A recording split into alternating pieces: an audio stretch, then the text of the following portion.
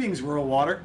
Michael Preston here for yet another edition of the Rural Water Unfiltered broadcast.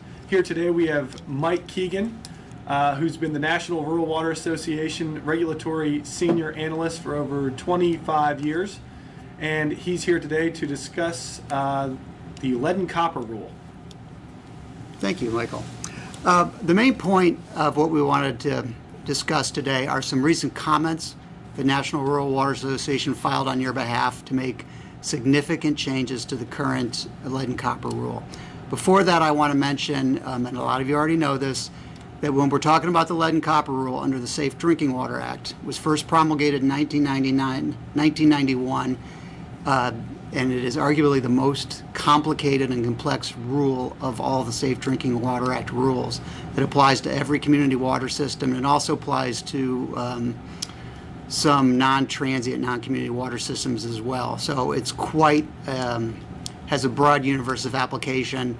We know about the burden with sampling, about categorizing the homes in order to have them sampling, about recruiting and retaining houses that will be in your sample, in your sampling scheme, and also the burden of having those consumers pull those samples and get them to you in a credible way. Additionally, the relationship with compliance with the rule with corrosion control treatment for systems that do violate the action level or are forced into that. A lot of small communities aren't implementing corrosion control because they haven't violated the action level, and as we know, all the large communities are implementing corrosion control, large communities over 50,000 population, which is mandatory under the rule.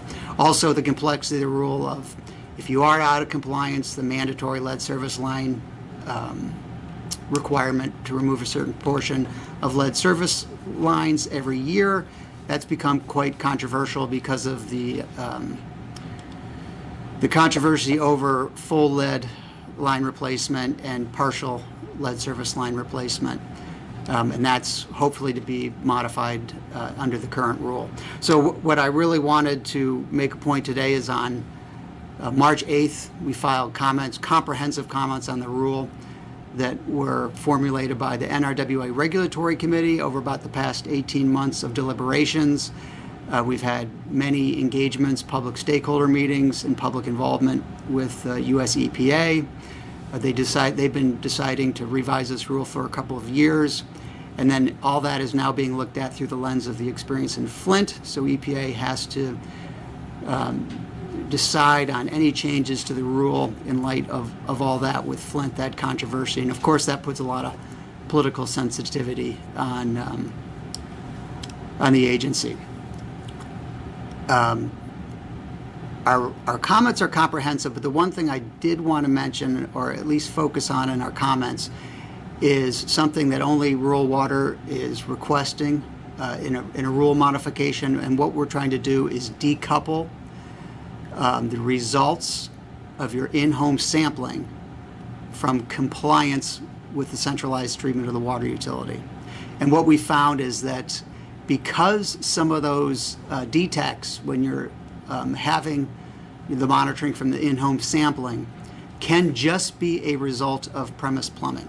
Not always just a result of premise plumbing, but can be just the significance of the water's effect with a faucet or something that has a private property water fixture in the home, that shouldn't be related to the centralized treatment of the water utility. So we're trying to decouple the consequence of that in-home sampling from things that you would have to do in your centralized water treatment. And the point we made is we do think that the rule's current requirement to predicate corrosion control and lead service line removal based upon that sampling in the home of the particular faucets does exceed the authority that's given to EPA to craft this rule under the Safe Drinking Water Act. And what I mean by that is the Safe Drinking Water Act only gives EPA authority to regulate water quality within the distribution system, and the words are within the public water system.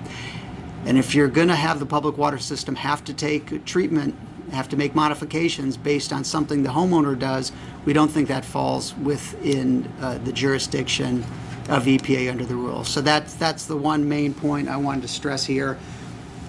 We know how burdensome it has been to have that sampling and how frustrating it has been, and also the efficacy of having a homeowner's pull that treatment, whether they're reliable samples. So if we are successful in this, those results will actually be more a determination on what happens in that home than what happens in the water system, in the chemistry of the water. And what we've suggested to EPA is that they make that part of the rule based on some water quality testing within the distribution system, which you may be familiar with water quality parameter testing. That would be the new compliance regime under the rule. So EPA is hoping to have this rule out this year. It keeps getting delayed, probably because of the political sensitivities. We had a change in administration. They had to reassess this, but also the political sensitivities of how do they release a new rule that they can claim is more protective of public health and will prevent the next Flint. That's what's going to be asked of them immediately when they release it. And what we're asking for is actually more flexibility under the rule. So they have a delicate task ahead of them to promulgate a new rule. And of course, if they do propose a new rule, it's a proposal, and it'll be a few years after that before it goes into effect. That's the brief update on what we've been active with under the lead and copper rule that I think people should know about. Thank you so much, Mike, for that assessment of the process at EPA and how National Rural Water has been able to take part in the promulgation process of this new rule.